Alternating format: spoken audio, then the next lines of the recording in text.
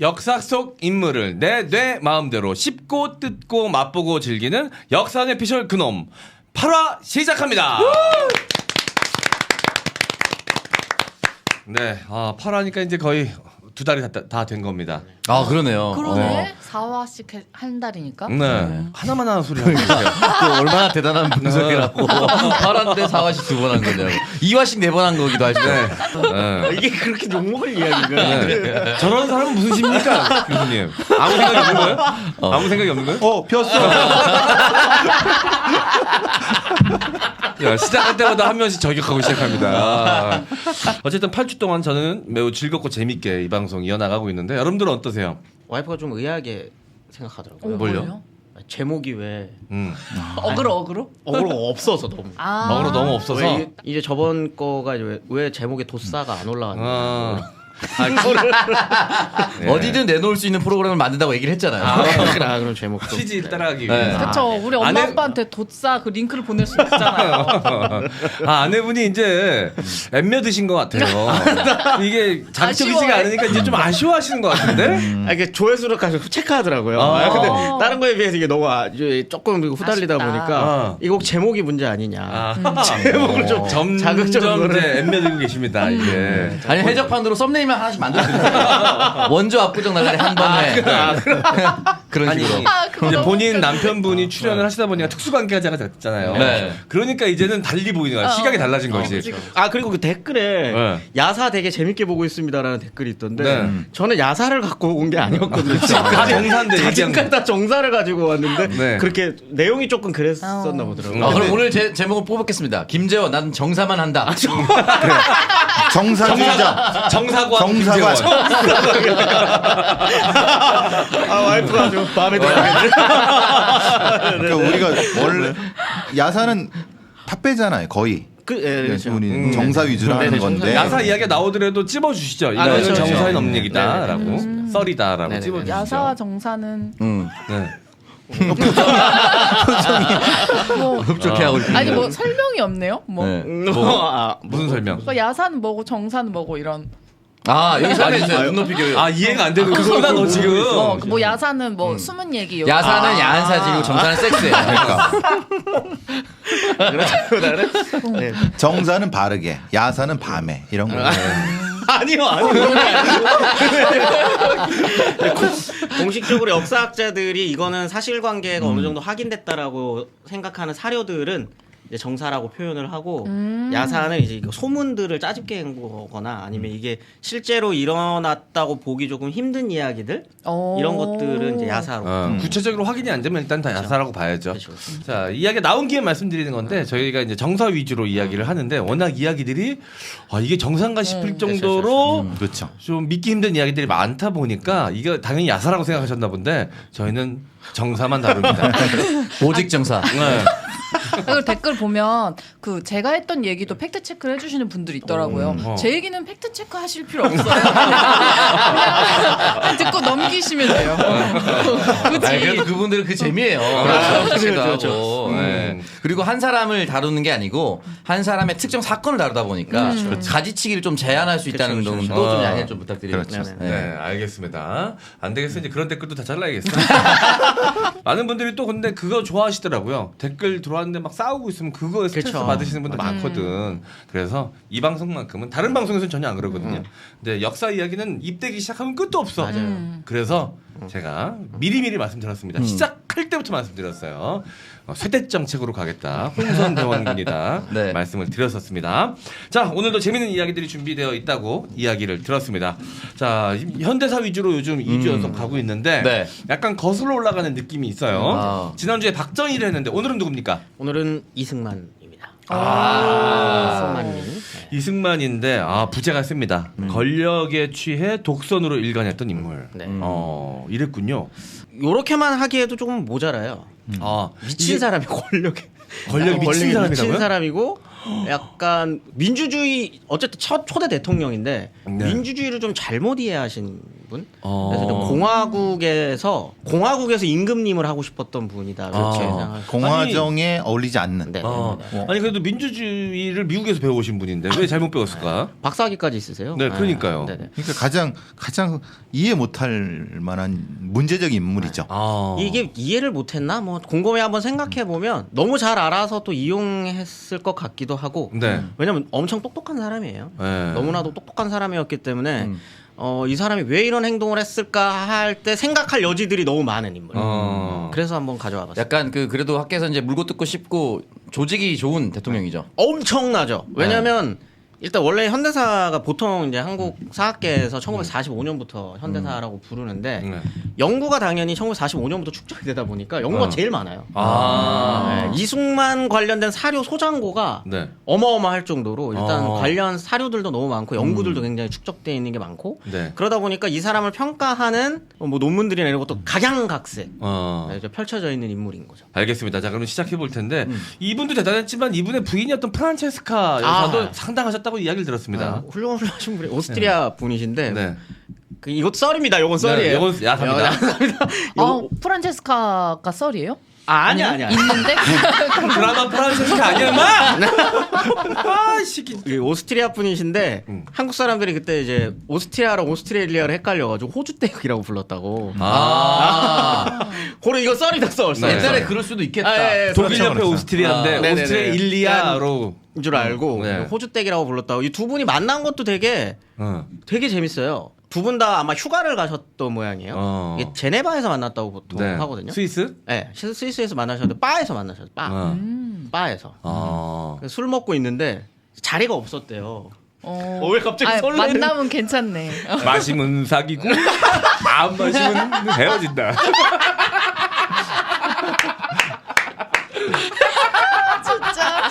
준비해 오셨구나. 야, 프란체스카 얘기하고 바 얘기가 어떻게 나오냐고 내가 준비해와. 바 이야기 난 처음 듣는데. 순발력. 바에 있었는데 정말 우연히 자리가 없었대요. 먼저 이승만은 이제 술을 먹고 있었고 이제 들어왔는데 그 어머니랑 같이 프란체스카에서 들어왔는데 자리가 없어서 합석을 했는데 거기서 꼬셨답니다. 어머니도 있는데. 네, 말빨이 엄청 났었던 거죠. 아마 이거는 진짜고 이 다음은 썰인데 아마 꼬실 때 이 네. 사람이 보통 그 어떤 만남을 가질 때 습관처럼 프린스리라고 해요. 프린스리. 왕자다. 왕족. 왜냐면 이분이 실제로 양녕대군의 16대 손인가 그러시거든요. 세종의 형. 세종의 형 양녕대군. 그래서 이게 본인의 어떻게 보면 가장 힘 많이 줘서 소개할 때 자기를 프린스리라고 소개를 하거든요. 아마 프란체스카 여사한테도 그렇게 소개를 했을 거다. 양녕대군은 자기가 왕이 안 되겠다고 바보 흉내까지 냈는데 바보 흉내까지는 아니지만 왕위에 전혀 관심이 없으려고 바깥으로 돌아왔는데 16대에서는 좀 달랐군요. 그래서 아마 이거 왕자라고 하고 이분을 꼬셨을 것이다. 그래서 왜냐면 좀 만남이 굉장히 짧은 만남이었는데 쉽게 사랑에 빠지셔가지고 결혼까지 꼴이나 하셨거든요. 하긴 바에서 만난 남자가 갑자기 왕자님이라고 하면 그렇죠. 잠깐만 좀 엄마 먼저 들어가 이럴 거 아무리 조선이 작고 아니 엄마도 남아 있으려고 했대. 사귀고 나서 알고 봤더니 집에서 다 그냥 왕장님이라고 불러. 아유 우리 애기 우리 왕장님. 근데 대단하셨죠 그분도. 성격이 좀 셌다고 이제 전해지고 만나셨던 분들이 호불호가 너무 강하셔가지고 이분 좋아하시는 분들은 굉장히 좋아하지만 이 프란체스카 여사도 싫어하시는 분들은 극도로 꺼려하셨다고 하더라고요. 네, 나중에 성격이. 네, 그분 이야기는 뭐 기회가 되면 따로 한번 살짝 다뤄보기로 하겠습니다. 오늘 일단 오늘의 주인공은 이승만이니까요. 믿고 쓰는 완벽 기초 피부 케어 솔루션 아이세라입니다. 사방에서 불어오는 솜털 같은 꽃가루와 미세먼지로 또 붉어지고 예민해진 피부 고민을 아이세라로 날려보시기 바랍니다. 당김없이 완벽 세정을 자랑하는 아이세라 클렌징 폼과 생크림처럼 부드러운 발림성의 빙하 머드팩은 노폐물 제거 및 완벽한 모공 관리는 물론이고요. 미백 효과까지 뛰어납니다. 그리고 자기 전에 놀라운 피테라의 비단결 같은 피부 관리, 이 아이세라의 수면팩이면 더 이상 피부 기초 관리 고민은 필요 없습니다. 맑은 빙하의 상징 아이세라가 지구 환경 보호에 일조하고자 리유저블 컵을 사은품으로 제작해서 5만 원 이상 구매 고객님께 드리는 행사도 실시합니다. 이 사은품 리유저블 컵의 디자인이 두 가지인데요. 디자인을 저희 구매 시에 적어주시면 원하는 디자인으로 보내드립니다. 1번은 제가 들고 있는 빙하고요. 2번은 촛불인데 네. 고진감래. 네, 고진감래라고. 코로나 때문에 뭐 힘들고 여러 가지로 힘드신 분들 네. 참은 만큼 또 이제 좋은 날 온다는 뜻의 고진감래. 네. 진짜 빙하 버전만 들고 가고 싶어요. 한 5년 동안 고진감래를 들고 다니는 일이 없었으면 좋겠어요. 네. 저희 유일무이한 광고입니다. 여러분 아이세라를 많이 사랑해 주셔야 저희 그놈이 더 오랫동안 여러분들과 함께할 수 있습니다. 사랑해 주세요. 소노코스 아이세라였습니다. 자 이승만 이 젊은 날이 어땠는지에 대해서는 저는 아는 바가 전혀 없거든요. 아 그러세요? 네. 천재예요, 천재. 실제 머리는 좋았군요. 굉장히 좋은 사람. 어. 실제로 머리가 굉장히 좋았고 1875년생이에요. 태어난 곳도 어떻게 보면 이제 조선이 진짜 이제 갈림길에 서 있을 때 태어나시거든요. 원래 어렸을 때는 양녕대군 16대 손이기도 하고 일단 집도 조금 돈이 있고 이러다 보니까 과거 준비를 하시다가 인생의 첫 굴곡을 맞이하시는 게 과거가 없어져요. 지금 40페이지 로스쿨 이렇게 된 거네. 그렇죠. 어떻게 보면은 그렇죠. 이제 사시 준비했는데 사시가 없어진 것처럼 자기는 평생 이제 과거를 준비해 왔는데 과거가 없어집니다. 과거제가 폐지되고 이제 그때 어떻게 보면은 여기서 이제 좀 타락할 수도 있었는데 이제 세상 돌아가는 거를 이제 눈치를 채시고 바로 이제 근대화 학교에 입학을 하시죠. 거기가 이제 배제학당. 배제학당. 네. 배제학당에 입학을 하신 다음부터는 이제 조선 근대화의 기수로서 활동을 하십니다. 여기까지의 행적은 뭐 전혀 나무랄 데가 없는 행적이었네요, 교수님. 그렇죠. 이제 주로 이제 서북 쪽이라고 하네. 평안도 쪽, 해주 쪽, 그러니까 우리나라의 이제 저 청나라와 연결된 쪽에 있는 지식인들의 선택이 네. 빠르게 근대화를 생각했다고 합니다. 왜냐하면 안차곤 선생도 마찬가지고 다른 남쪽에 있는 사람들이 과거가 없어질 때 굉장히 그 망국의 한 뭐 이렇게 예를 들면 그런 어떤 과거를 지향했을 때 서북 쪽에 있는 쪽에 평안도 쪽에 있는 지식인들은 미래를 지향했다고 그래요. 그 중에 하나가 이승만이었다. 대단히 뭐라고 하나 이 사회를 빠르게 아니 근대화시키려고 하는 열망이 가득 찼던 것. 이런 사람 중에 하나라고 보시는 거죠. 그러니까 여기까지는 말하자면 욕망과 이게 구분되지 않죠. 왜냐하면 이승만도 이 지역적 근간은 서북 쪽이었어요? 황해도 출신. 황해도 쪽 그쪽 지식인들이 빠르게 근대화 개혁가 됩니다. 방금 말씀해 주신 것처럼 근대화에 대한 열망이 너무 높다 보니까 고종황제 폐위 음모 사건에 연루가 됩니다. 저번에 이제 고종 때 잠깐 얘기했는데 이때 이제 독립협회 그다음 만민공동회 쪽에서 공화제로 가자. 급진적. 입헌군주제 이거 해야 된다. 뭐 이런 얘기를 하니까 거기에 또 연루가 되셔서 네. 사형수가 되셨어요. 황제를 폐위시키니까 당연히 사형제가 되는 거죠. 영모죄니까. 영모죄니까. 사형수가 되셨는데 여기서 운명의 책 한 권을 만나는데 거기에 이제 성경책을 이때 받아들이고 이때 개종을 하시거든요. 그러면서 영어 공부를 이 사형수 때 물론 나중에 감형이 됩니다만 미친 듯이 할 거 없잖아요. 할 거 없으니까 영어 공부를 미친 듯이 하세요. 근데 감옥에서 선생 없이 책만 갖고 했을 거 아니야. 네. 그러니까 천재죠. 똑똑하긴 똑똑했나 보다 진짜. 똑똑하기도 하고 독하네. 사실 사형 선고 받으면 그 정도 아무것도 하기 싫을 것 같은데. 어느 정도로 똑똑했냐면 근데 어느 정도로 엉덩이가 무거우신 분이냐면 혼자서 영어 사전을 만드셨어요. 자기가 투옥 중에 혼자서 그냥 영어 사전을 그냥 만든 영한 사전을. 그러니까 진짜 천재인 거죠. 머리는 엄청 좋았었던 사람이에요. 승만 딕셔너리를 거기서 만들었죠. 출간은 당연히 안 됐는데 지 혼자 그냥 이렇게 쓴 거예요. 그때가 몇 살인데요? 20대죠. 20대 사전을. 지금 필사라도 안 할 텐데 대단하네. 할 거 없으니까 뭐 한 거다라고 생각할 수도 있는데 보통은 외우고 먹는 건 많이지 그때 당시에. 그치. 한 배구 장씩 자고 찢어서 먹고. 근데 쓴 사람은 없지. 옛날에 서당에 그 뭐라가 훈련방식 다 외우는 겁니다. 그렇죠. 맹자 뭐냐 이거 다 외우는 거예요. 암기가 기본이죠. 툭 치면은 그 책 한 권을 다 외웁니다. 그렇죠. 그러니까 그게- 딱히 교보자가 잘 돼 있지 않으니까. 그렇죠. 왜냐하면 그 책이 필요 없는데 영어 가져와서 쓰는 거니까 우리 김구 선생도 사형수였을 때 그런 작업을 많이 하셨죠. 책도 많이 쓰시고. 그러니까 우리가 말하는 그때의 지식인들의 개념이 그런 거죠. 옛날 분들은 진짜 똑똑했구나. 그렇죠. 왜냐하면 다 암기하고 다 쓰는 거 필사하는 게. 유시민 이사장께서도 항소 유서. 그렇죠. 항소 이유서 보면 그게 이게 대학생이 쓴 글이 21살 때 쓴 거. 대학생이 이런 글을 어떻게 써? 이게 이렇게 생각이 드는데 물론 똑똑한 분들의 이야기로 전해 듣는 거지만 아무래도 이제 시대가 시대다 보니까 일찍 좀 깨칠 수밖에 없었던 그런 게 있긴 한가 봐요.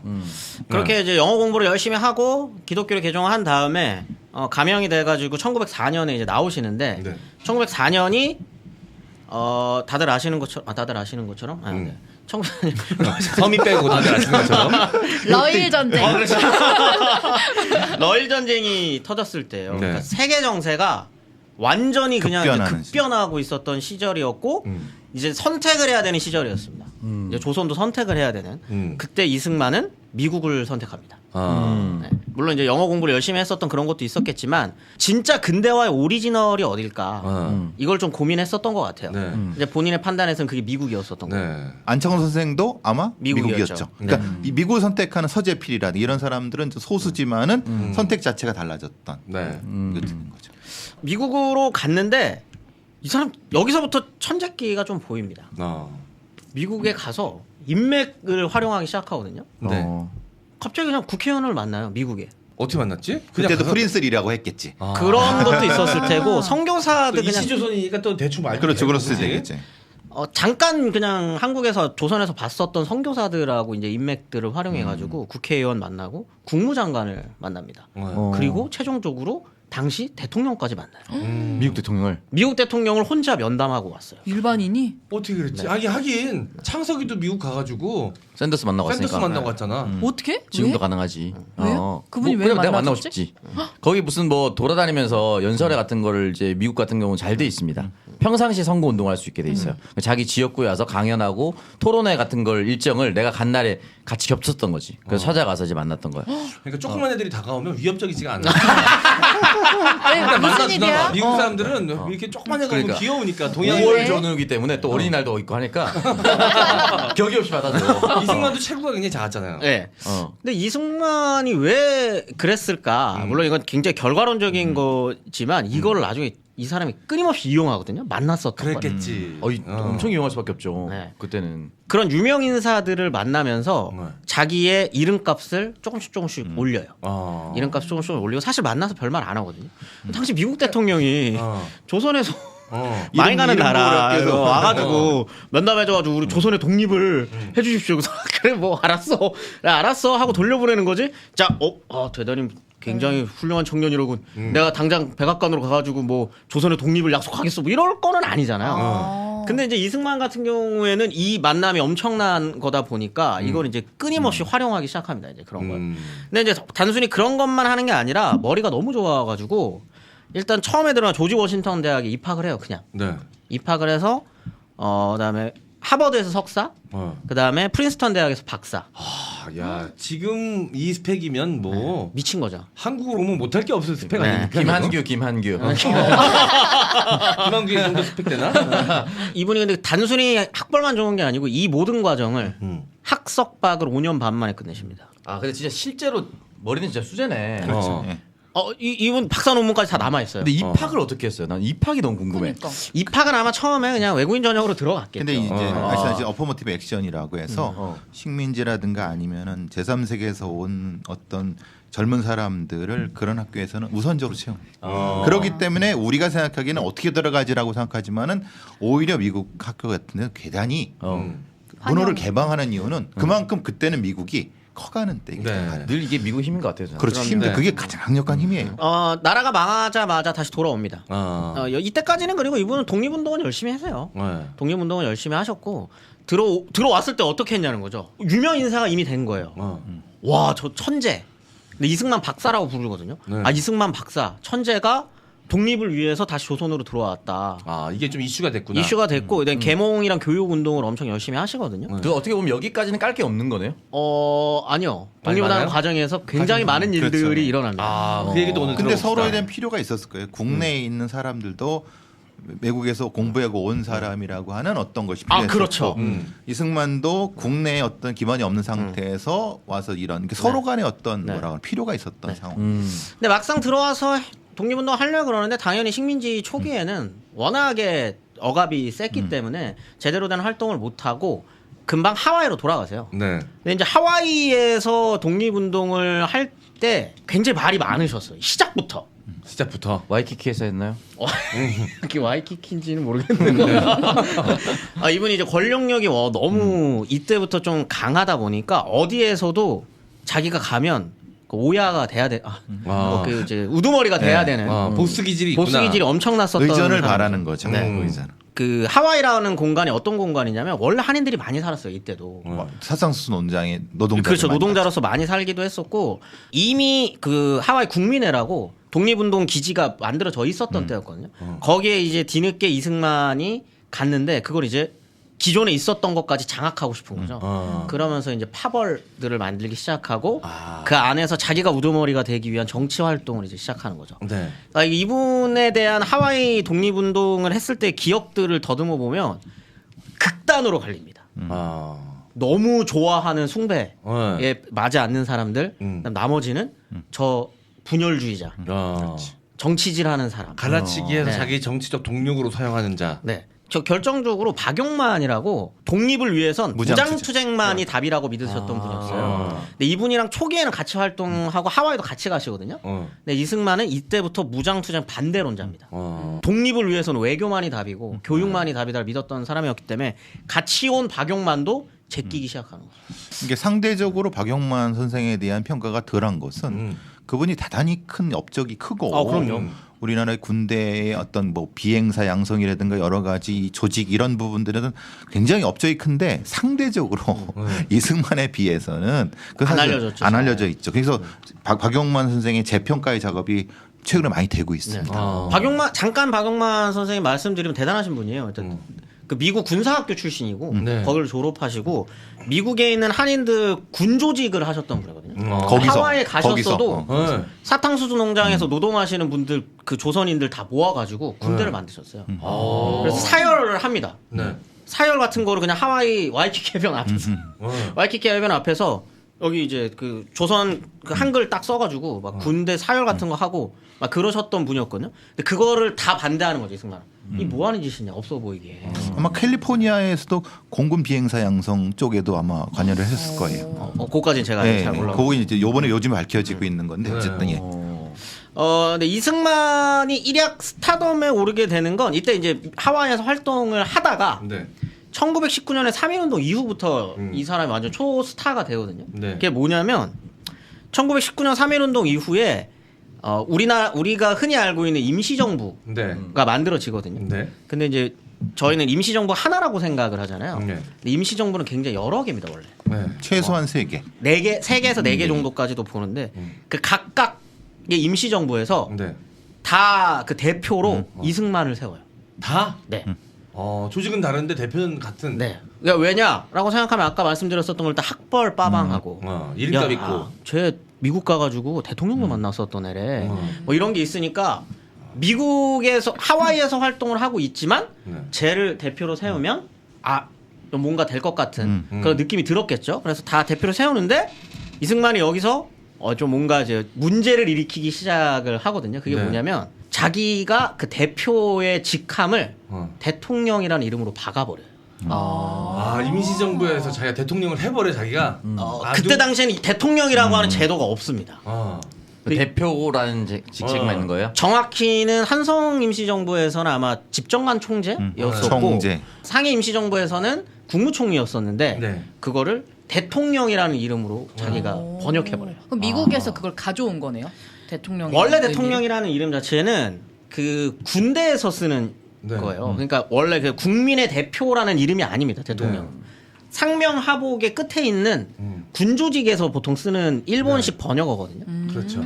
근데 이 사람이 근데 대통령이란 호칭에 대해서도 말들이 말들이 많아요. 많죠. 네. 근데 이 사람이 프레지던트라는 표현을 번역어로 쓰다가 네. 그런 표현도 없었거든요. 네. 근데 프레지던트라는 표현을 쓰다가 이거를 대통령이라고 번역해서 친서를 다 보내버려요. 다른 나라 외국에다. 일종의 대통령 이승만. 사칭을 한 거죠. 그렇죠. 그래서 이게 말이 엄청 돌기 시작해요. 그렇죠. 미친놈 아니야? 특히 그치. 안창호 선생님 같은 경우에는 편집까지 써서 너 쓰지 마라고 해요. 네. 대통령이라는 표현 너 대통령 아닌데 왜 자꾸 대통령이라고 해? 네. 이승만이 답서를 보냅니다. 이미 대통령이라고 친서로 보냈기 때문에 돌릴 생각이 없다. 어머.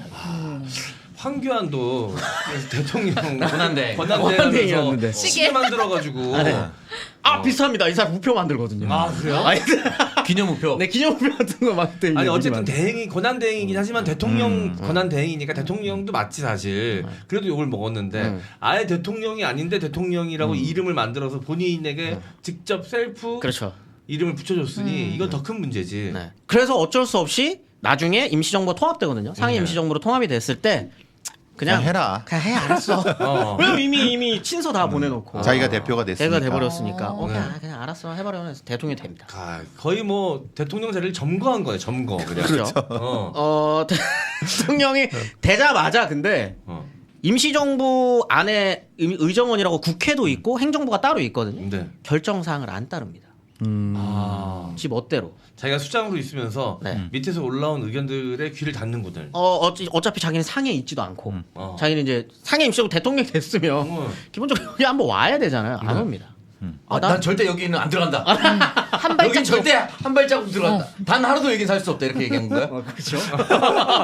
뭐또 그렇죠. 얼굴이 시뻘개졌습니다. 또, 예. 네. 그래서 탄핵돼요.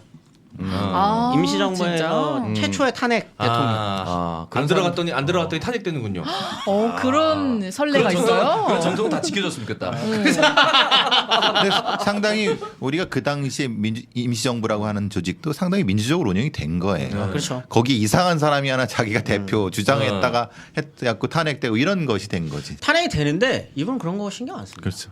신경 안 써요. 하긴 뭐 미국 대통령 쓱 만난 걸로 갖고선 그걸로 자기 장점으로 이용해가지고 수장까지 올라간 사람이니. 진짜. 신경 안 쓰고 눈치 안 보는 것도 좀 비슷한 것 같아요. 그렇죠. 누구랑요? 그 좌우가 다 적이야. 좌우 합자 분들.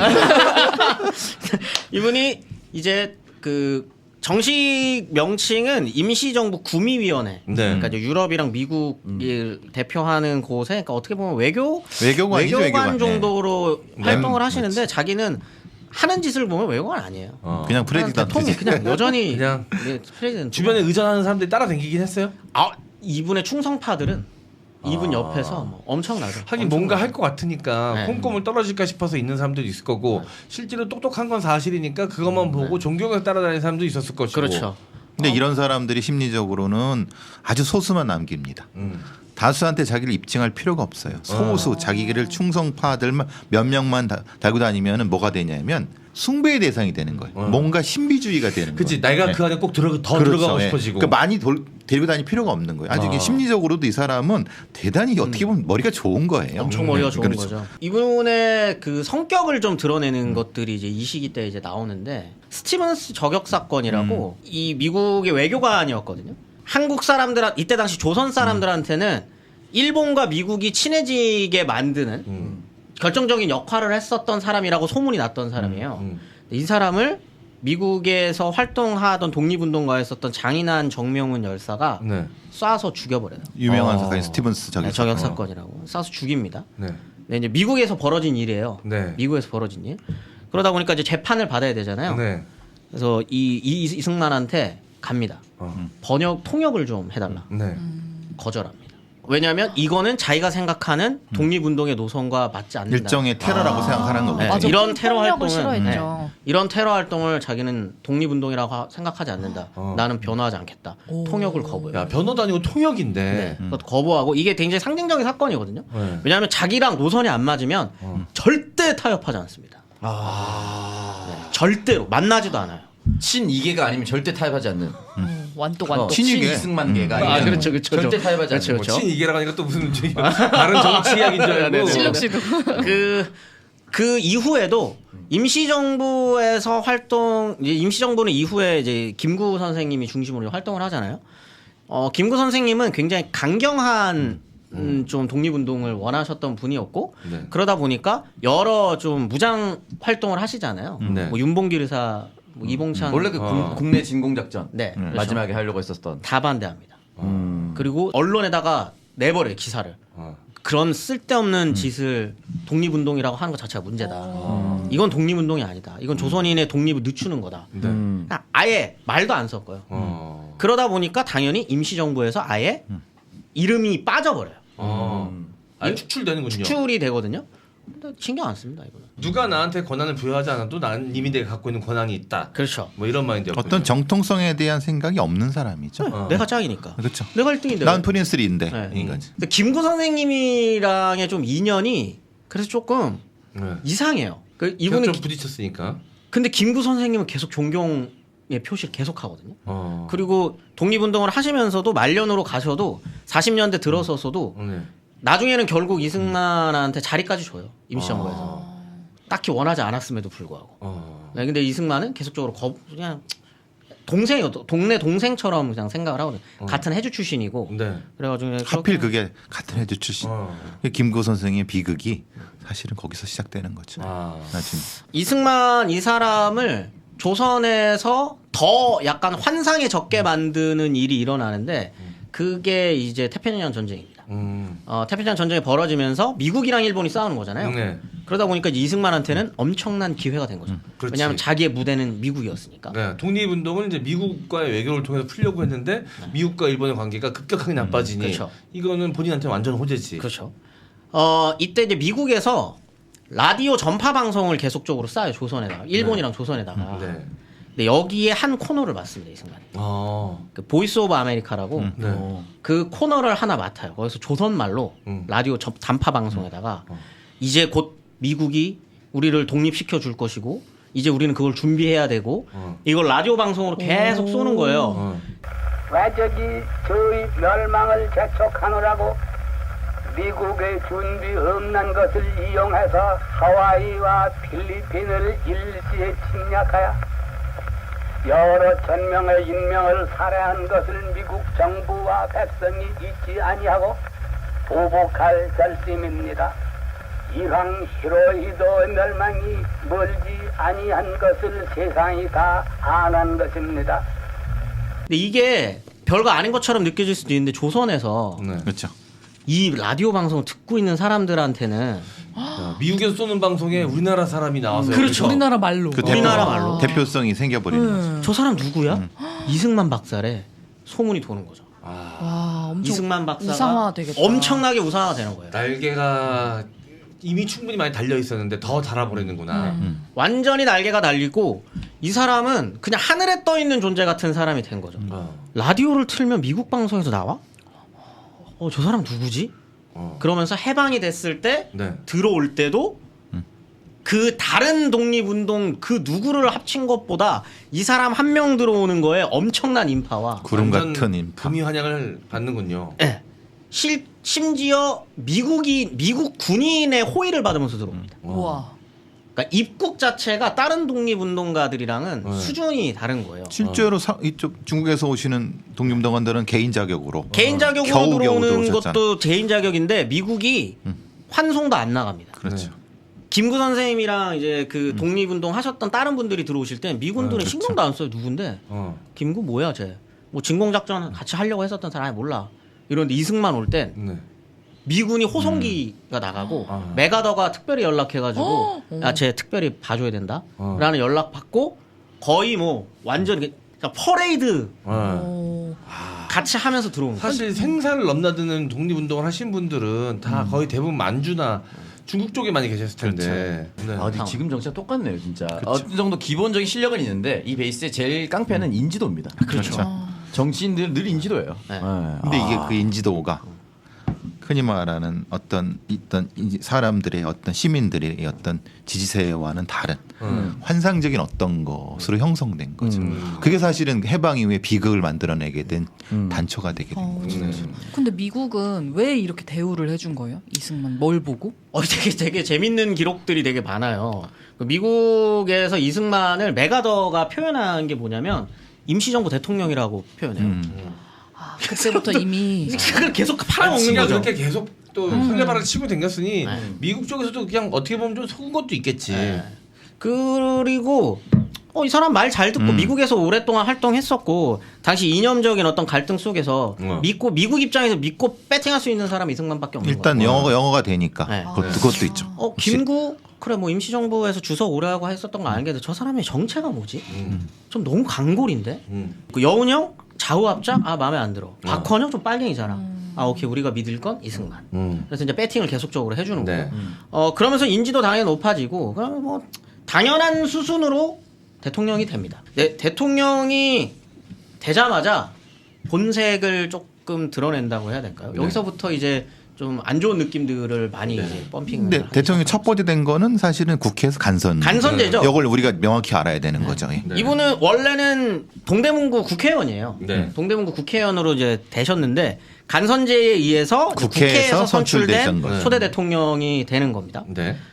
이제 권력을 잡고 난 다음부터 예, 자기 측근들을 키우기 시작하는데 단순히 정치인만 키우는 게 아니라 경찰을 장악하고 이때는 검찰보다는 경찰이거든요. 네. 경찰을 장악하고 그다음에 군을 장악하고 그다음에 외곽 조직으로서 청년 단체를 조직하기 시작합니다. 네. 서북 청년단. 네. 왜 서부터인지 아시죠? 이 사람 출신이 제주라서. 예, 그렇죠, 그렇죠. 예. 아주 향후회네 향후회. 그렇죠, 아주 강력한 고향 청년 향후회를 만든 거네 거의. 화살촉이지 걔네들이 화살촉. 엄청난. 일종의 엄청난. 친위대 같은 아주 강력. 제주 4.3 때도 네, 그렇죠. 네. 그분들이 내려가서. 화살촉들 네. 내려간 거 아닙니까? 그들이 내려가서 대통령에 당선된 다음에도 이상한 짓을 많이 해요. 이제 가장 첫 번째로 이 사람이 또라이 짓을 하는 게 네. 흔히 부산 정치 파동이라고 불리는 일입니다. 네. 이게 뭐냐면 전쟁 중이에요. 1952년이었는데 이미 이때 전쟁이 난 이후로는 인기가 떨어지다 보니까 국회에서 본인을 지지하는 국회의원들 숫자가 좀 빠집니다. 그러니까 다음 대통령이 되기 조금 어려운. 힘들어진 거죠. 그래서 이 사람이 이걸 직선제로 개헌을 해야겠다라는 네. 생각에서 직선제 개헌안을 올리는 거죠. 네. 근데 당연히 통과가 안 됩니다. 네. 왜냐하면 이때 이미 아까 말씀드렸던 것처럼 야당 국회의원들이 세가 더 많았었기 때문인데 이제 보통 사람이라면 그냥 안 되나 보다 하고 넘어가는데 이 사람은 그런 게 안 하고 국회의원들을 납치합니다. 네. 국회의원들을 납치를 하는 거죠. 누구를 통해서 하냐면 이제 우익 청년 단체들을 그 힘을 빌려 가지고 출근을 할 때 이때는 국회의원들이 이제 부산이었어요. 부산 임시수도 피난 와서. 피난길에 근데 버스를 통째로 와. 납치를 하는 거죠. 그리고 팹니다. 일단 다 끌어내 갖고 좁혀는 집단 린치. 국회의원들을 네. 청년들을 이용해서 네. 근데 이렇게 할 수 있었던 건 미리 당연히 전쟁이라는 것 때문에 계엄령을 계엄 상태이기 때문에 내려버리고 그런 거지. 국회에 간첩과 뿌락치가 있다라는 이유로 데리고 가가지고 두드려 패는 거죠. 걔네들이 백골단입니다. 네. 아 그게 이제 백골단. 그게 백골단입니다. 민족 자결단, 뭐 백골단, 뭐 이런 이름. 그 뒤에 한참 뒤 전두환이가 또 백골단 만들죠. 아 그게 토대로. 아. 이때 당시에 이제 국회의장이 신익희 선생님이었는데 이분의 집을 포위해버리고 못 나오게 해버리고. 네. 그다음에 그냥 완전히 국회를 장악해버리는 거죠. 깡패들. 그 정도 이제 네임밸류 되는 사람들이 이제 세게 못 건드리고 가택연금 시키고 모르는 사람 이름 말하면 잘 모르는 사람들은 이제 다 잡아주시고 그러니까 버스에 있는 국회의원들 다 잡아 내려가지고 이런 앙증맞은 것들 하면서 그냥 구두발로 이 시기에 뭐 그 드라마 야인시대 보면은 깡패들이 워낙 정치 깡패들이 정치 많죠. 깡패들이 많이 활동하던 때잖아요. 그분들이 다 이런 짓 하는 거예요. 그분들 깡패들 동원해가지고 이제 그렇게 하는 거죠. 그래서 직선제로 개헌을 시켜버려요. 네. 그래서 이제 대통령이 됩니다. 네, 본인이 이제 인기 많다는 거는 알고 있었으니까. 사실 근데 인기가 많다라고 할 수도 없는 게 그러니까 인지도가 높으니까 직선제가 훨씬 더 가능성이 높다고 판단한 거잖아요. 그렇죠. 왜 그러냐면 개헌하고 난 다음에 한 달 있다가 대통령 선거를 열어버려요. 네. 준비할 시간이 없는 거죠. 어. 시간도 없고 자기 뭐 그분이 뭐 하고 있던 사람들 해라고 사람들 생각하겠지. 사실상 이승만 말고는 누구 후보가 누군지도 몰라요. 이거 전쟁 중이잖아요. 네, 그리고 또 네. 그러니까 그냥 하던 사람이 해야지 지금 바꾸면 큰일 나지 이런 생각을 당연히 누구나 하겠지. 그렇죠. 전쟁 중에 장수를 바꾸면 안 된다는 말은 늘 있는 정치 말이죠. 어. 그러다 보니까 당연히 대통령이 이제 되고 그 다음부터는 사실은 좀 후달리는 일들이 이제 계속 일어나게 됩니다. 야당 이게 이상하잖아요. 국민이 보더라도 이상한 거죠. 그래서 전후에 좀 바꿔봐야겠다라고 하는 어떤 흐름들이 생기면서 그때 이제 그 다음 대통령 선거 때 그 쟁쟁한 후보들이 나오기 시작하는 게 신익희, 조봉암 선생님이 이제 후보로 네. 나오면서 조금 이제 이 사람도 이거 큰일 나겠는데라고 하는 좀 코너에 몰리게 되는 네. 겁니다.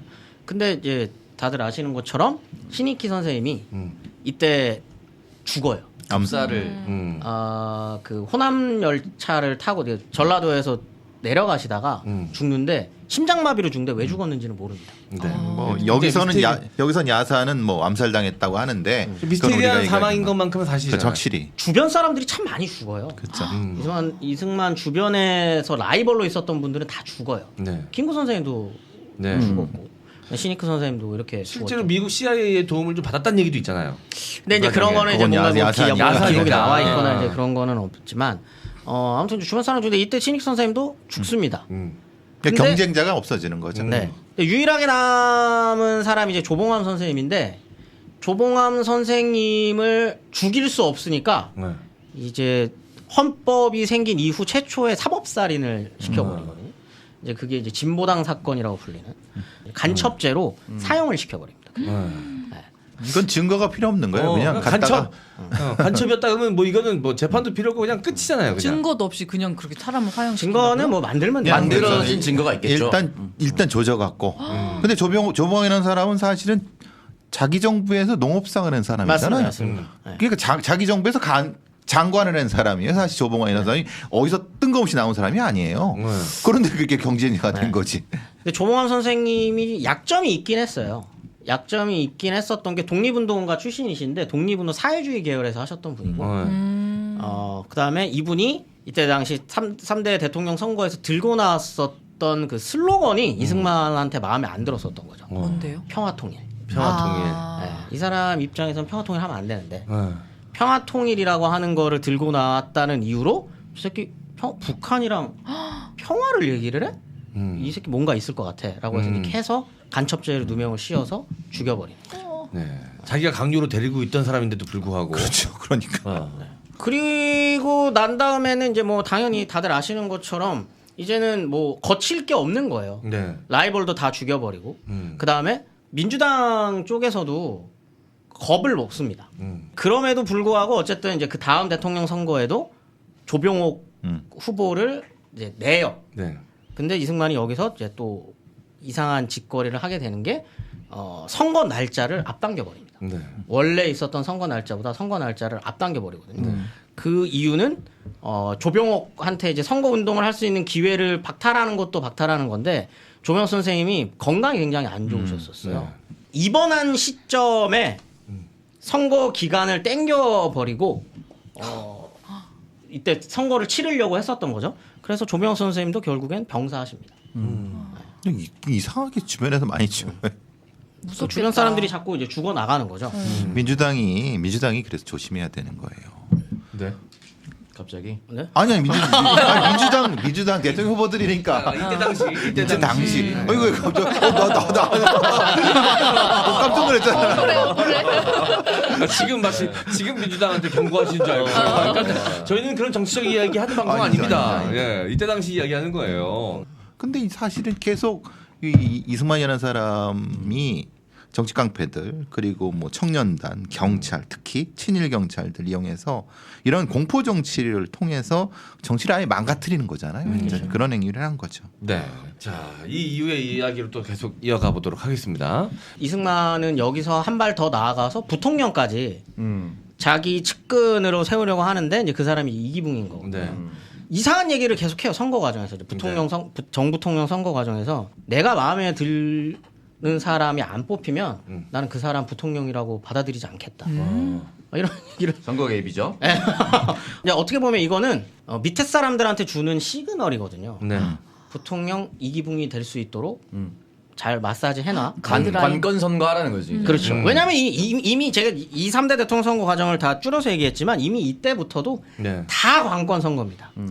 예, 돈 주고 투표함 바꿔치기, 하고 몰표 놓게 하고 뭐 이런 걸 그러니까 하는 이게 거예요. 사실 우리가 짧은 시간 안에 이걸 다 빠르게 이야기해드려야 되니까 쭉 이렇게 스케치하듯이 이야기하고 넘어갔지만 대한민국이 이제 독립 이후에 이런 식으로 정치 역사를 시작할 수밖에 없었다라는 게 너무너무 슬픈 일이거든요. 이게 지금까지도 그때의 잔재들이 남아 있잖아요. 솔직히. 그렇죠.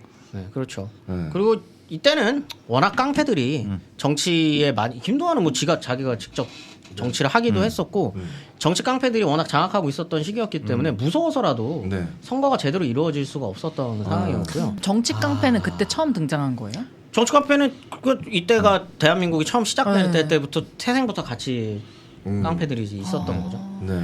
아무튼 그런 시그널을 주기 시작하면서 이미 1960년 선거는 관이 네. 적극적으로 개입된 선거로 시작을 하게 되는 거고요. 네. 깡패들이 지키고 서 있습니다. 그러니까 투표 하함을 지키고 서 있는 거고, 그다음에 기표를 할 때 이미 이기붕과 이승만으로 투표가 되어 있는 것들을 미리 함에 부정투표. 부정투표를 하는 거죠. 들어갈 때 뭐 4인 1조, 네. 5인 1조 뭐 이렇게 이제 같이 들어가요. 선거 찍는 거를 서로 보는 거죠. 서로가 서로를 감시하게끔. 네, 서로 감시하게끔 이렇게 해서 이렇게 하다 보니까 어떤 지역에서는 그래서 이기붕 표가 100%가 넘습니다. 투표 명부보다 더 많이 나와. 약간 푸틴처럼. 이게 무슨 말이지 한테는. 뭐 주민이 100명인데 110표가 110표가 나오는 뭐 그런 상황까지 이제 있었던 거죠. 근데 관권 선거가 있을 거라는 얘기가 워낙에 소문이 나 있었기 때문에 선거가 3월 15일이었는데 2월 말부터 부정선거 규탄 대회가 열려요. 되게 웃긴 거거든요, 이것도. 대구에서 열리는데 이게 웃긴 것도 아직 선거를 시작 안 했는데 부정선거에 대한 규탄 대회가 열린다는 거는 그때부터 이미 이제 다 알고 있었던 거죠. 부정선거가. 네. 그때부터 이미 약을 치고 있었다는 거죠. 그렇죠. 네. 근데 이제 결정적인 거는 이제 마산에서 일어나게 됩니다. 이거 야당 여당 같이 이제 선거 대표 참관인 참관인 뭐 그 정도. 같이 들어가잖아요. 투표 참관인이. 근데 이제 갑자기 이제 민주당 쪽에 있었던 분이 야 이거 이상한데? 야 까봐 이렇게 된 거예요. 근데 왜 이래? 자유당 쪽에서 왜 이래? 말해서 서로 막 힘겨루기를 막 하다가 엎어져요. 네. 탁 하고 넘어지는데 그 나무로 되어 있었거든요. 네. 그게 툭 하고 깨집니다. 근데 거기에 미리 기표되어 있었던 게 있었던 거죠. 근데 그걸 보고 네. 민주당 쪽에서는 이번 선거 안 해. 하고 마산 지역에서 선거 보이콧을 네. 선언을 해버리거든요. 선거 보이콧을 선언하자마자 이제 언론에서는 이거 기회다. 이거를 좀 붐업을 시켜야겠다라고 해서 이제 쫙 소문을 내면서 그때부터 이제 3.15 의거가 일어나기 시작한 거죠. 그때는 언론이 괜찮았네. 이때는 지역 언론이 굉장히 활동을 많이 했을 때고 지역 언론 같은 경우는 장악하기 굉장히 쉽지 않기 때문에 지역 언론에서 소문을 내면 이승만도 어떻게 할 수 없는 상황이 되는 거죠. 이때도 조선일보는 이승만 쪽이었습니다. 그렇죠. 근데 이제 대구나 이런 데서나 마산 쪽은 지역 언론들이 상당히 민주적인 부분이 있었죠. 그리고 난 다음에 이제 전국적으로 번지기 시작하는데 이승만의 태도가 되게 웃겨요. 이상한 선거가 되고 있다는 소리도 다 듣고 하는데 신경을 안 씁니다. 그 어떠한 입장 표명도 하지 않아요. 그러던가 말던가 마음대로 해. 그냥 뭉쳐버리는구나 그냥 뭉개버리는구나 그냥. 네, 뭐 어떤 뭐 사람들이 아마 이승만이 이때 주변의 측근들한테 둘러싸여가지고 어차피 이긴 선거인데 네, 아마 못 들었을 못 들었을 것이다. 못 들었거나 보고를 받아도 뭐 별거 아닌 것처럼 보고를 받았겠지. 네, 뭐 그런다는 사람들이 있는데 그거는 수는 없는 구조고요. 다 알고 있는데 신경 안 썼던 거예요. 내가 왕인데 네. 니들이 그냥 약간 그런 거죠. 백성들이 또 불만이 조금 뭔가가 있는가 보다 라는 정도로만 생각을 했지 별 신경을 안 쓰거든요. 이제 그때 그 마산 앞바다에서 김주열 열사의 시신이 이제 최루탄이 박힌 시신이 예, 발견이 되면서 이게 이제 더 이상 걷잡을 수 없을 정도의 시위로 번지기 시작을 하는 거죠. 네. 이제 이게 시위가 그 전까지는 그냥 부정선거 규탄한다였는데 김주열 열사의 그 시신이 발견된 이후부터는 사람들도 좀 구호를 달리하기 시작해요. 이승만은 퇴진하라. 네. 근데 그때부터 이승만도 약간 좀 이상한데 나보고 왕 보고 퇴진을 하라고? 이거 조금 뭔가 좀 분위기가 이상한 거 아니야? 라고 하면서 그 시위 도중에 부상당했었던 애들이 있었던 서울대학병원을 갑자기 깜짝 방문을 해요. 이승만이 부상당해 있었던 학생들을 한번 보러 시위하다 다치는 학생들을 네. 위로하는 척. 네, 위로하는 척하면서 막 금일봉 같은 것도 막 하잖아요.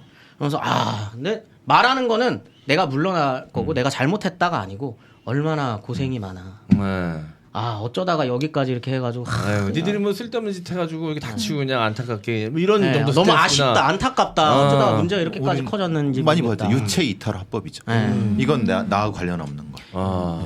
그 말을 그 맥락들을 쭉 지켜보면 그냥 백성들이 약간 좀 어쩌다가 이렇게 해서 불쌍하고 약간 그냥 위로를 해주러 간 거예요 이 사람. 그냥 뭔가 자신의 잘못을 자기 퇴진 운동하다 다치는 학생들인데 네. 그게 아니라 그냥 불쌍한 백성들 이 정도 스탠스구나 그냥. 그러고 돌아갑니다. 돈 주고 돌아가요. 돈 주고 그냥 돌아가거든요. 당연히 시민들 입장에서는 받아들이기가 힘든 거죠. 이것조차도. 그래서 뭐 흔히 얘기하는 이제 승리의 화요일 4월 26일에 이제 청와대 앞으로 가는 거죠. 시민들이 이제 청와대 앞으로 가서 이제 끌어내리려고 하는 순간 이때 조금 네. 아마 좀 눈치를 챘던 것 같아요. 이 경무대 지금의 청와대에 이제 틀어박혀 있었는데 설에 의하면 소리를 들었다는 거죠. 이승만은 하야하라. 그 소리를 딱 들었을 때 비로소 내가 이제 조금 뭔가 문제가 위태롭구나. 조금 위태로운 것 같다라고 하는 생각을 하게 됐고 불러요. 네. 학생 대표단을 부르거든요. 그래서 단독으로 좀 면담을 합니다. 이때 자기가 조금 여기서 더 나아가다가는 자기 목숨도 위험하겠구나. 왜냐하면 이미 서울 시내는 이미 불바다가 되어 있고 총기 탈취해가지고 막 사람 시민들이 그렇죠. 시민군을 이루고 있는 상태였기 때문에 여기서 더 문제를 일으켰다가는 내가 목숨도 위험하겠구나라는 생각에 여기서 이제 하야를 결정하고 자기 대통령직 못하겠다라고 하는 거를 선언을 네. 하게 되는 거죠. 자, 이 불길이 마산에서 번지기 시작해가지고 서울까지 올라온 거잖아요. 그렇죠. 네. 네, 지금은 이제 경남 지역에서 참 의미심장합니다. 사실 부산, 마산, 뭐 대구. 대구. 이런 것들이 사실 이 민주주의의 사실 심장과도 같은 역할들을 했었거든요. 지금은 약간은 모양새가 좀 다른 듯한 형태가 좀 있어서 참 그런 것도 이 역사의 아이러니인 것 같습니다. 상당히 경무대 앞에서의 그 사격이라든가 발포 부분은 상당히 지금도 뭐 얼마나 많은 사람들이 죽었는지에 대한 수백 명이 죽었죠. 그렇죠. 그러니까 네. 우리는 그냥 4.19라는 게 네. 시위만 있었다고 생각하지만 실제로는 상당히 많은 사람이 총에 의해서 네. 돌아가신 부분이 많죠. 이때 이승만의 결정적인 패착은 사실 계엄령 내리고 시민들을 향해서 총을 쏜 겁니다. 네. 네, 총 대학생들 그냥 죽였으니까. 그냥 조준 사격했어요. 네. 그러니까 근데 그래서 결국 그거의 책임을 내무부 장관이 지고 사형되지만은 실제로 내무부 장관이 그걸 발포를 명령했을 리는 말이 만무하죠. 아니고 당연히 네. 이승만의 재가가 있었겠지. 그런데 이제 결국은 책임지고 자기는 일종의 마치 이제 그걸 책임 안 지는 방향으로 간 거죠. 꼬리 자르기 하려고 그렇기 했으나 때문에 그런 형태죠. 누가 봐도 이승만의 허락 없이는 발포할 수 없는 상황이었죠 사실. 제왕이었는데. 그런 왕이었어. 근데 늘 느끼지만 허락이 있고 없고를 떠나서 자기 밑에서 일어난 일은 대통령 책임이 맞아요. 그렇죠. 그럼 그런 악행을 저질러 놓고 하야하고 끝이에요? 그리고 하와이로 가시죠. 도망? 도망이라기보다는 그냥 뭐 유배 가듯이 가는 거지 뭐. 한국이 불안했을 거예요. 그렇죠. 그 다음에 제 느낌상 실망감도 컸었던 것 같아요. 지가 지수로한테 아니면은 아니요. 대한민국 국민들한테. 백성들한테. 니들이 나를 못 받아들이는구나. 나처럼 이렇게 훌륭한 임금을 큰 땅으로 가야겠다. 백성들이 부족해서 받아들이지 못한다. 이런 식으로 받아들였을 가능성이 있군요. 그건 굉장히 이승만의 심리 상태를 적확히 표현하는 걸 겁니다. 그러니까 자신의 잘못에 대해서는 전혀 인정하지 않고 그러니까 우매한 백성들이 이렇게까지 하고 네. 어쩔 수 없이 내가 민주주의의 본산인 미국을 한다. 사실 저는 그래서 이게 승만군인 거죠. 그러니까 승만왕에서 승만군이 되는 거죠 네. 스스로. 근데 왜 이렇게 높은 위치에 있는 사람들은 사과도 안 하고 인정도 안 하고 왜 그러는 거예요? 자기 도치? 자기는 무결점이라고 생각하거든요. 그렇죠. 그거죠 사실은. 이미 이 사람은 스스로 왕이라고 공화국의 왕이라고 왜 생각을 했을까라고 보면 주변에서 이제 펌핑 해주는 것도 그렇고요. 그렇죠. 일단 이 사람은 본인을 대통령 플러스 국부라고 표현하거든요. 네. 나라의 아버지라고 표현을 하고 이상한 짓을 많이 해요. 집회에 자기 얼굴을 새긴다거나. 네. 그다음에 동상을 세워요. 네. 서울 시내에 자기 동상을 그러니까 나르시시즘도 엄청 심했어. 자기 치하에서 자기 동상을 지가 세우는 거예요. 이건 뭐 후대에서 평가해 세워주는 거지 그게 그것도 보통은. 그리고 모든 중요한 국가의 건물에 다 뭐 운암관 자기 호거든요. 호를 쓰고. 네, 그래서 이게 미친 거야 이런 소리 드는 거죠. 아니 이거는 썰입니다. 실제로 서울시를 운암시로 바꾸려고 했다라는 이야기까지 자기 있을 정도로. 호로 그냥 아예 서울의 이름을 바꾸려고 했구나.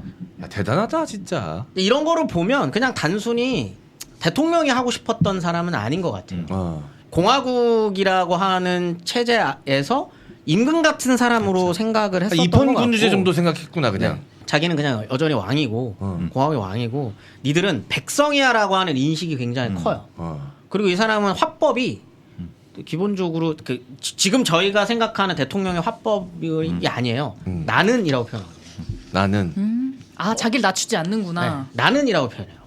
보통 저는 보통 이러는데. 저는이라고 하는데 나는 반존대 반반말을 쓰면서 방송에서 인터뷰도 하거든요. 근데 그런 걸로 봤을 때도 엄청 권위적이네.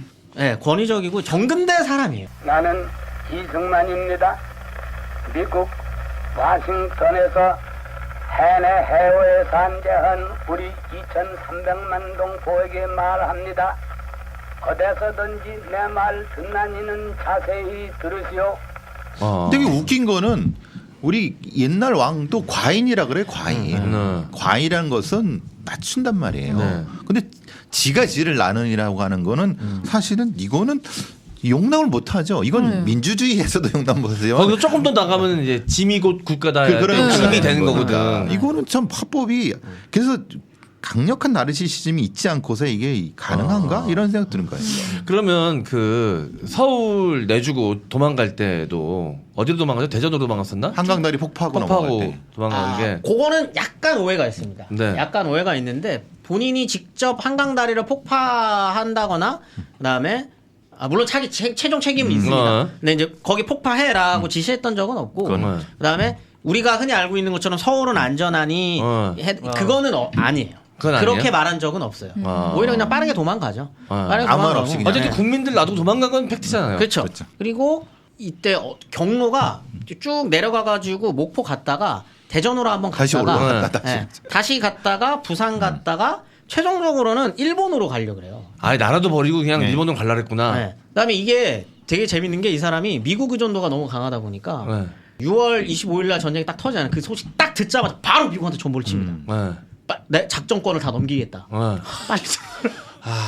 신속하네. 이때 넘긴 작전권 아직도 못 받고 있잖아요. 진짜. 공식적인 작전권을 넘기는 건 이제 7월인가에 가서 넘어가긴 하는데 전보에는 이미 나 작전 빨리 와. 작전권 넘길 테니까 빨리 와라. 니들이 빨리 해줘야 된다. 라고 해버리고 그 전보 치고 바로 목포로 내려가는 거죠. 그래서 예전에 그 선조의 그 압록강 넣는 거랑 그 비교가 되는 게 선조 같은 경우는 그래도 이제 자기 아들 시켜라서라도 항전을 좀 시키고 어쨌든 임금은 잡히면 끝이니까 일본 놈들이 제일 놀랐던 게 왕이 도망을 가? 이게 이해가 안 돼가지고 사실 계속 그래도 어느 정도 항전을 할 수 있었던 그 원인이 됐잖아요. 굉장히 좋은 분석을 하시는데 선조가 그래서 선조의 판단은 욕먹을 게 아니에요. 연구자들은 선조의 판단을 욕하지 않습니다. 왜냐하면 정근대 전쟁은 왕이 잡히면 끝나는 거예요. 만약 거기서 내가 우리 조선을 위해 결사항전 하겠다 해가지고 만약에 거기서 죽었으면 조선은 망했습니다. 그러니까 도망간 건 어떻게 보면 선조 입장에서는 굉장히 현명한 판단을 한 거거든요. 근현대는 그게 아니잖아요. 대통령이 죽는다고 나라가 망하는 시스템이 아니잖아요. 그러니까 지금 그 우크라이나 대통령 같은 경우는 거기서 남아가지고 항전을 하고 있는 거고 이승만은 그렇지 않았던 거죠. 항전보다는 도망, 자기 안위. 그러니까 이 판단도 보면 이 사람은 그냥 왕이에요. 자기가 전쟁에서 잡히면 한국은 남한은 망한다라고 판단을 한 거죠. 그러니까 이 사람은 지금 이런 판단에서부터 공화국의 어떤 대통령이 아니라 정근대의 왕의 입장인 거예요. 짐이 곧 국가다라는 생각을 사실 입 밖으로 하지 않았을지 모르겠지만 생각은 그렇게 했을 가능성이 높구나. 그렇죠. 왜냐면 자기가 잡히면 나라 망한다고 생각하는 사람인 거거든요. 그러니까 희한한 사람인 거죠. 어긋난 엘리트. 그렇죠. 근데 그게 이제 희한한 거는 민주주의의 가장 선두그룹 미국에서 공부를 하고 미국적 문화를 받아왔던 사람이 그런 행동을 하니까 이해가 안 되는 거예요. 내가 봤을 때는 뭐 미국에서 내가 선진 문물을 배워서 미국에 이 만들어 놓은 시스템이 부럽거나 동경의 대상이었던 게 아니라 그냥 자기를 높여줄 수 있는 하나의 과정이었던 것 같아. 나만 제일 최고점에 있게 만들고. 자기가 최고가 된 다음에는 미국이랑 사이도 안 좋아요. 그러니까 실제로 미국이랑도 또 안 좋잖아. 하긴 도망은 일본으로 갔잖아. 전쟁 중에도 그러지 않아. 포로 5번 하고 계속 전쟁하려고 하고. 이게 한국 전쟁의 어떤 비극은 당연히 전쟁 자체가 비극이지만 서울을 수복하고 이승만이 서울을 수복하고 38도 선까지 수복한 다음에 그 다음 판단이 사실 그 전쟁의 이막이 열리는 순간이거든요. 이게 만약에 그냥 이승만 입장에서 평화를 위한 방어의 수단이었다라고 하면 38선까지 간 다음에 끝냈어야 돼요. 전쟁은 이걸 뭐 네. 논란의 여지가 있겠습니다만, 네. 근데 이승만은 38선 아니 이 전쟁은 이제 통일 전쟁이어야 해.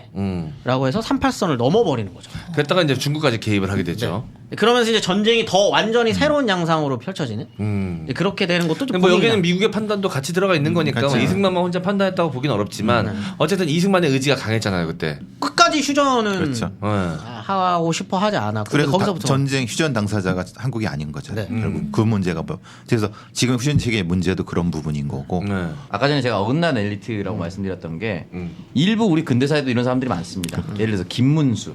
아 여기 진보의 진짜 거물이에요. 거기 부부 그렇죠. 자체가. 근데 어긋난 엘리트가 뭐냐면 교화시키는 데 앞장섰던 사람이에요. 민주주의가 아니라 내가 존나 멋지고 똑똑한 사람이라서 이 사람들을 데리고 키운 거야. 그냥 진보 진영에 섰을 뿐이야. 그 당시 대학생 운동이 보수 독재에 맞서는 구도에 있었을 뿐입니다. 그러니까 언제든지 넘어갈 수 있는 거야. 신념이 아니야. 나의 그 엘리트주의가 가장 앞섰던 사람이고 이게 쭉 오잖아요. 그럼 어떻게 되냐면 저는 일종의 금태섭 의원 같은 사람들이 나옵니다. 예전에 검사장 직선제 이런 얘기가 있었어. 검찰 개혁할 때. 하면 안 된다고 금태섭이 했어. 왜? 국민들이 검찰에 대해서 뭘 하냐고. 이렇게 얘기했습니다. 이런 어긋난 엘리트주의가 양쪽에 무관하게 있어. 지금도 있어요. 지금도 개쿨한 척하고 있고 당론 안 따르고 내가 제일 잘났다고 생각하는 거예요. 그러니까 정당 정치를 하지 않아요. 개인 정치를 하는 겁니다. 그런 사람들이. 누가 영입을 하느냐에 따라서 정당은 언제든지 왔다 갔다 할 수 있는 사람입니다. 지금 이제 몇몇 장관 후보자로 올라왔다가 이제 의혹에 지금 휩싸여 계신 분들도 보면 그런 엘리트주의에 빠져서 아주 많은 과오를 저지르신 분들이 있거든요. 그럼요. 구체적으로 내가 이름을 뭐 거론하지는 않겠으나 아마 여러분들 다들 아실 겁니다. 아주 유명한 엘리트였었거든요. 네. 근데 그런 게 사실 이승만의 정치 행위에서 우리는 딱 그걸 볼 수 있는 거예요. 강력한 엘리트주의예요. 그 강력한 엘리트주의가 사실은 우리나라 정치를 좀 파괴했다고 보거든요. 근데 이승만 절대 변명이 아닙니다. 네. 이승만을 변호해 주려는 게 아니라 이승만의 눈을 따라가 보면 그랬을 것 같기도 해요. 이 사람의 눈에서는 1904년에 미국을 가서 대통령을 만난 사람이에요. 미국 대통령을. 그러니까 거기에서 프린스턴 명문대 학석박을 5년 반 만에 끝낸 사람이고 미국에서 엘리트로 활동하다가 1910년에 나라가 망해서 다시 조선으로 와요. 그때 당시에 이승만이 바라봤었던 조선인들이 어떤 인간들이었을까. 이 사람 눈에서 굉장히 무식하고 이 사람 눈에서는 미개하고 미국 민주주의 이해 전혀 못하고 바보 같고 그다음에 자기 독립운동을 할 때도 자기보다 한참 학력이 떨어지는 그렇죠. 독립운동가들이 하는 방식이라는 게 총 들고 싸우고 저런 무식한 짓 이런 시선 속에서 계속 엘리트로서 대우받으면서 저런 못 독립운동하고 배운 것들 이런 생각을 그냥 계속했구나. 했을 수 있겠구나. 전부 다 교화의 대상으로 받겠네요. 그럼. 이 사람이 제일 관심이 많았었던 게 계몽이라는 표현이에요. 계몽이죠. 그래서 사람들 계몽. 바꿔야 된다. 이런 상황 속에서 가르쳐서 정치- 바꿔야 그렇죠. 된다잖아요. 그렇죠. 그런 속에서 정치까지 했으니 이 사람한테 다른 사람이 대통령을 한다는 거는 받아들일 수도 없고 예, 거기다가 나는 로얄 가문인데 나만이 할 수 있는 거야. 그리고 그 밑에 있는 애들은 알아서 경쟁자들을 다 제거해줘. 사실은 알았잖아요 본인이. 엘리트 출신들을 국민들은 뭐 좀 좋게 생각할 수도 있어요. 왜냐면 공부를 저만큼 잘했으면 아는 것도 많을 거고 그럼 정치에도 유용하게 써먹겠지라는 생각 시스템이 작동할 수 있습니다. 당연히. 근데 굉장히 위험한 거거든요. 이게. 현실 감각이 없는 엘리트는 그 어떤 못된 사람보다도 위험합니다. 현실 감각도 현실 감각이고 그냥 일반 대중들을 바라보는 시선이 네. 다를 수밖에 없어요. 왜냐면 자기는 일반 대중으로서의 삶을 살아본 적이 없는 사람이거든요. 그러니까요. 그런 분들이 정치하면 굉장히 이제 위험한 일이 계속 벌어지고 우리가 검사 출신 정치인들 혹은 그런 출신이 대통령이 되는 거에 대해서 똑바로 보세요, 세원 선생님. 우려를 가질 수 있는 것이 이 정도 표현을 할 수 있잖아요. 그럼요. 자유민주주의 그럼요. 국가에서 검사. 하는 것이 늘 그는 심판자였거든. 자기가 가진 맞습니다. 칼로 자기가 늘 심판만 하는 입장에 있었거든. 자기는 늘 완전 무결해야 돼. 내가 누군가를 심판해야 되는 위치에 있다 보니까 자기가 한 잘못이나 발언의 문제점 이런 것들을 인정하기가 쉽지 않지. 사과도 안 하고. 왜냐면 나는 심판자인데. 그래서 아까 되게 제가 중요한 부분이라는 생각이 듭니다. 아까 이승만 밑에서 적대 세력을 제거해 주던 자들이 대부분 서북 청년이라든가 청년단 그리고 친일 경찰들이었단 말이에요. 이들의 역할이 사실은 이 흔히 말하는 이승만을 만들어낸 중요한. 그래서 이제 아까 M장 말씀하신 것처럼 그 사람 밑에 있는 무소불위 칼을 휘둘러게 되면 굉장히 위험한 상태라는 거예요, 사실은. 그래서 사실 걱정을 하는 거죠. 네. 우려가 됩니다. 예. 충분히 할 수 있는 우려라는 생각이 들고요. 충분히 우려가 되죠. 이승만 이야기를 하다 보니까 그런 또 생각이 들어서 덧붙여 보았습니다. 아, 오늘도 야, 굉장히 긴 역사인데 이게 사실 현대 가까운 역사긴 하지만 이 안에 또 많은 이야기들이 있는데 이거 정리하기가 쉽지 않거든요. 깔끔하게 또 서머리 해주신 우리 김재원 선생님께 감사드리고 우리 배상훈 교수님 또 덧붙여서 많은 이야기를 해주셨습니다. 아, 이 서민 씨는 어땠어요 오늘 이야기 들으면서? 이승만 이야기를 이렇게 자세하게 들어본 건 처음이죠? 그쵸. 전 그냥 초대 대통령 이승만 이렇게만 외웠지. 뭐 4.19 양만 이렇게만 외웠지. 너무 무섭기도 하고 그리고 최근에 정치에 관심을 좀 갖게 됐잖아요. 네. 지금이랑 너무 비슷한 것 같은 거야. 이 권위주의적인 모습, 사과 안 한다. 계속 누가 자꾸 생각나고. 네네. 그 의도적으로 가져오신 거 아니야? 지방선거를 앞두고 부정선거가 있었던 누구보다 정치 것들과. 고관을 챙길 수 있어 오. 김재원 선생. 아니 어쩜 우리를 이렇게 조종하고 있는 걸 수도 있어. 어. 책임은 김전성이야. 타이밍이 너무 딱딱 떨어지고 지금 막 그 이찍남이라고 하는 분들이 좀 있잖아요. 근데 화북청년단 얘기 들으니까 또 헉, 그것도 맞는 것 같고 저를 이렇게 계몽하시는 거예요? 좀 많이 배워가요. 감사합니다. 몰아가기 성공했어.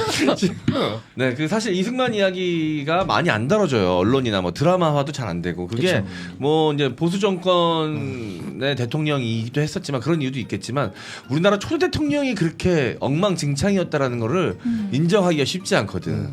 그 불편한 지점이 있는 겁니다 거기에. 그렇죠. 네. 맞아. 첫 대통령이 이랬다는 것.